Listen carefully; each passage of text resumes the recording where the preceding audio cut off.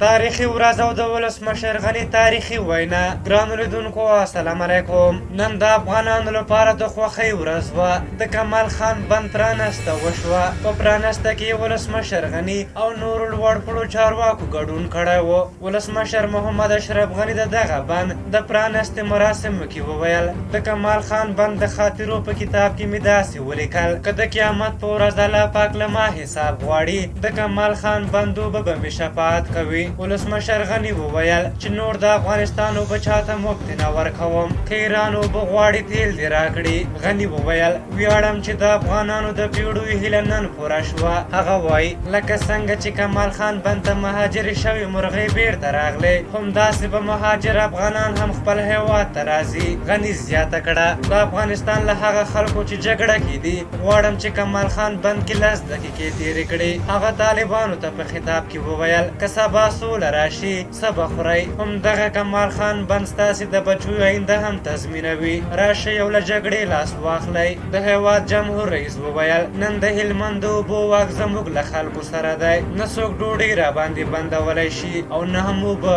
جمهور رئیس غني وویل پر ځان د اتکا واضح طرحه باید ولرو او افغانستان باید له دې وروسته چاته سوال ونه کړي. همدا راځاړیو چې خپلې پټې پانګې په کار واچوو. جمهور رئیس څرګنده کړه موږ هغه شمال نه یو چې په هر شمال وخورېږو. اوازې او کاغذونه راځي خو افغانان پر خپل ځای قرار لري. جمهور رئیس په ټینګار وویل د ملي ګټو په برخه کې شاتګ نه کوو او په دې لار کې ان خپل سر هم قربانوو. په هر حال ګڼ افغانان د دغه بند په جوړېدو خوشحاله دي او نن ورځ تاریخي ورځ بللې. د کمال خان بند په اړه بلند معلومات درکړو. د کمال خان بند نیمروز ولایت کې د هلمند پر سیند جوړ شوی چې 52 میلیون متره مکعب اوبه به ذخیره، 9 میگا واټه برېښنا به تولید او 1,40,000 هکتاره ځمکه به خړوبه کړي چې له دې سره به نیمروز د افغانستان په کندو بدل شي. شاړې دښتې به زرغونې او یو بې ساري پرمختګ به رامنځته شي. تاسو ټولو دوستانو ته د دغه بند مبارکي وایو او له ولسمشر محمد اشرف غني او ټولو هغه سرتېرو چې د دې بند په ساتلو کې همکاري کړې